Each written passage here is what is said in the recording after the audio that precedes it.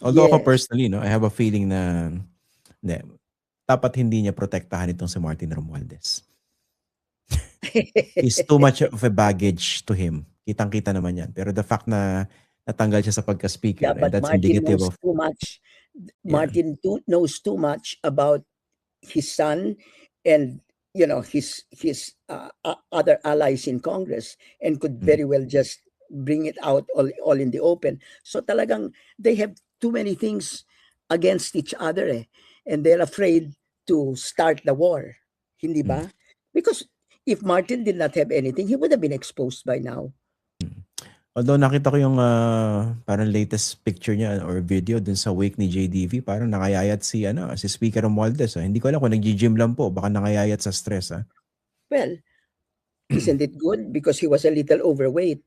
So, siguro mas gwapo na ngayon siya. that, that is that's not a good, that's not a bad thing. It's a good, yeah, but it's really terrible, and that is connected to the dynasties. Mm. I mean, for Martin, the fact that he had his wife there as a party list congresswoman, and Ay, then his oo. son as another party list congresswoman, isn't that already a slap on the face of the Filipino people?